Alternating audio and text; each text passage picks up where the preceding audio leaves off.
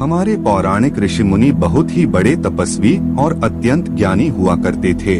अपनी तपस्या के योग बल से वह कोई भी कार्य कर सकते थे। बड़े बड़े देवता भी हमारे ऋषि मुनियों से डरते थे और एक व्यक्ति को उत्पन्न करना भी उनकी विद्या का छोटा सा हिस्सा हुआ करता था। नमस्कार दोस्तों, धर्म ज्ञान गंगा चैनल पर आपका स्वागत है। आइए जानते हैं एक ऐसे ही ऋषि श्रृंगी जो कि भगवान राम की बहन के पति थे, उनके विचित्र जन्म के बारे में कि आखिर कैसे उनका जन्म एक हिरणी के गर्भ से हुआ था। श्रृंगी के पिता का नाम महात्मा विभांडक था। वह एक बहुत बड़े तपस्वी थे। माना जाता है कि विभांडक ऋषि के कठोर तप से देवराज इंद्र भी घबरा गए थे।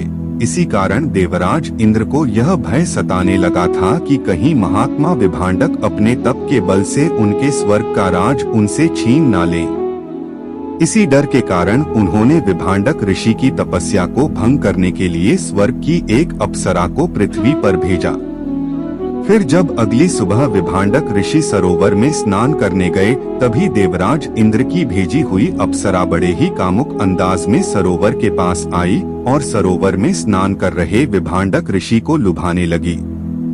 उस कामुक अप्सरा को देखकर महात्मा विभांडक ऋषि के मन में तीव्र कामवासना जाग उठी, जिस कारण उनका वीर्य पानी के अंदर ही निकल गया। वीर्य गिर जाने के कारण महात्मा विभांडक की तपस्या भंग हो गई, जिसके पश्चात महात्मा विभांडक को बड़ा पछतावा हुआ। पछताते हुए महर्षि विभांडक अपने आश्रम में चले गए। फिर कुछ समय बाद एक प्यासी हिरणी उस सरोवर के पास आई और सरोवर से पानी पीने लगी, जिसके साथ साथ प्यासी हिरणी महर्षि विभांडक का पानी में गिरा हुआ वीर्य भी पी गई और उसी कारण से वह हिरणी उस वीर्य से गर्भ धारण कर लेती है।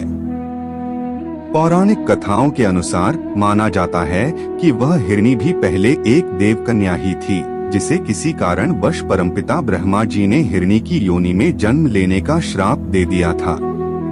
इस प्रकार हिरणी बनी देवकन्या समय आने पर एक बच्चे को जन्म देती है, जिसके माथे पर एक सींग भी उगा था।